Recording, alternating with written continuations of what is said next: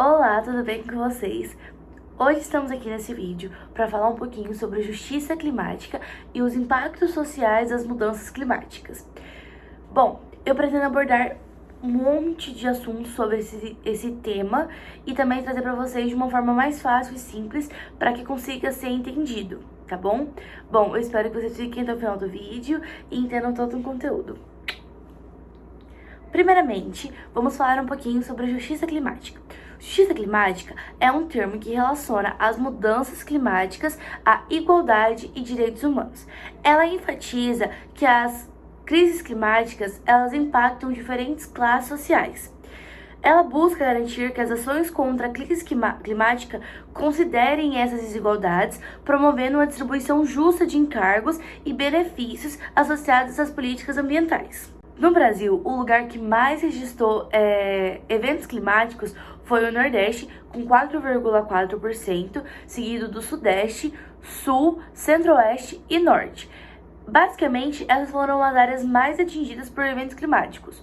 Um exemplo foi as enchentes no Sul, que causou diversos prejuízos para a região, causando até mesmo perdas de casa, perdas de muitas coisas, perdas de agriculturas, o que impactou diretamente o Sul. Também temos as secas, né, que vem secando muitos rios, e as mudanças climáticas mudando muito rápido. Então, uma hora tá sol, outra hora tá chovendo, uma hora tá ventando, uma hora tá uma bagunça o tempo tá. Então, tudo isso são consequências das mudanças climáticas. O Brasil, por mais surpreendente que seja, ele vem enfrentando ações judiciais climáticas, bastante, por sinal. O que mostra pra gente, por um lado, que estão cobrando, estão batendo pé, estão enfrentando, estão buscando realmente quem é o responsável por essas mudanças climáticas. Bom, agora voltando um pouquinho para esse assunto de ações judiciais climáticas e saindo um pouco para fora do Brasil, e vamos ver as mudanças climáticas de uma forma geral no mundo, né? Que, por incrível que pareça, a América Latina, no geral, é um dos menos responsáveis pelas mudanças climáticas. Vamos falar um pouquinho sobre quais países mais contribuem para a emergência climática, trazendo alguns dados para vocês. Então, vamos lá, presta atenção. Nesse trabalho publicado pela The Lancet Planetary Health, eles calcularam quanto cada país poderia emitir de gás carbônico baseado na sua população e comparam com quanto foi emitido para a gente ter uma noção ali de quanto de responsabilidade cada país tem pela emissão de gás carbônico na atmosfera. Trazendo um título bem impactante, que é Quantificando a Responsabilidade Nacional pelo Colapso Climático, uma abordagem de atribuição baseada na igualdade para emissões de dióxido de carbono além do limite planetário. E qual o resultado? O resultado é o seguinte: Estados Unidos, com uma quantia bem grande de 40%, 28, que são os 28 países europeus mais importantes ali, com 29%, o resto da Europa com 13%. O norte do país, do mundo, com 10% e a parte sul do mundo com 8%. Tá, mas por que esse dado é importante? Basicamente porque a gente pode relacionar a riqueza do seu país e a quantidade de gás carbônico que ele emite. Os Estados Unidos, como sendo um dos países mais ricos que nós temos, a gente pode ver que ele é um dos que mais emite gás carbônico. Vamos ver também as suas emissões globais por renda. Lembra que eu falei lá no começo do vídeo que a justiça climática busca mostrar que os impactos climáticos eles atingem diferentes classes sociais? É basicamente o que esse dado da World in Data mostra pra gente. A parte vermelha mostra que a metade mais rica do país, os mais ricos, bilionários e trilionários, eles emitem 86% do carbono, enquanto a parte cinza, que é a metade mais pobre, emite somente 14% de toda a população global. Então, a gente pode ver que riqueza tem assim a ver com a sua responsabilidade climática. Hoje em dia, já é possível medir as emissões de carbono pelo consumo do mesmo. E, para surpresa de poucos, quem é que mais consome CO2? Estados Unidos e China. Além de eles serem os maiores importadores e exportadores de carbono mundial, de acordo com a Carbon Brief, que traz essa matéria aqui pra gente. Cerca de 22% das emissões globais de CO2 decorrem da produção de bens que são, em uma última análise, consumidos em um país diferente.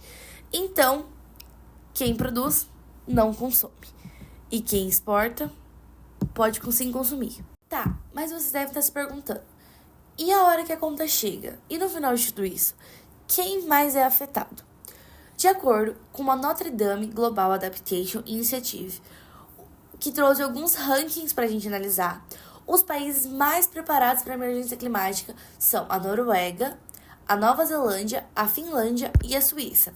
Nesse mesmo ranking, o Brasil se encontra lá na posição 92ª do ranking, curiosamente perto de outros países latino-americanos, como a Colômbia e o Paraguai.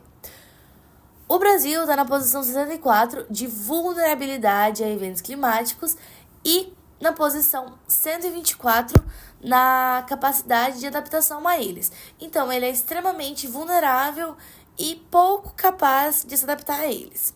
Em resumo, esses dados mostram que o Brasil enfrenta um risco climático significativo, mas ainda não possuímos mecanismos eficazes para se proteger. Isso reforça a urgência de medidas concretas para aumentar a resiliência do país de frente às mudanças climáticas, que é o que o Brasil precisa, né, gente? Agora, vamos voltar do ponto mais importante da justiça climática, que é relacionar as crises climáticas à diferença de classes sociais. Vamos entender um pouquinho porque as pessoas mais pobres são as mais afetadas pela emergência climática. Primeiro, exposição à área de risco. Elas vivem em locais vulneráveis, como em costas ou margens de rios, sujeitos a enchentes e deslizamentos. Segundo, infraestrutura precária. Moradia e serviços básicos inadequados aumentam os impactos de desastres climáticos. O terceiro ponto é a dependência de recursos naturais. Muitas pessoas dependem da agricultura e da pesca, que são diretamente afetadas por secas, enchentes e mudanças no clima. O quarto ponto é a falta de recurso para a adaptação. Não tem acesso a tecnologias, seguros ou suportes financeiros para lidar com os impactos climáticos. E por último, a baixa representatividade. Essas pessoas poucas vezes têm voz em políticas públicas, o que dificulta sua proteção e acesso a soluções climáticas. O mundo, no geral, é muito desigual e com as mudanças climáticas não é diferente. Até mesmo em países ricos como os Estados Unidos e Reino Unido, pessoas negras e pardas geralmente são mais pobres que as brancas. Isso significa que elas têm menos dinheiro para gastar com ar-condicionado em crise de calor ou em um seguro para a reconstrução de casas pós-tempestades. Essa é a relação que as diferenças sociais têm com as crises climáticas. Vocês devem estar se perguntando, e será que nunca ninguém criou nenhum tipo de reunião com todos os países para tratar realmente sobre as ações climáticas?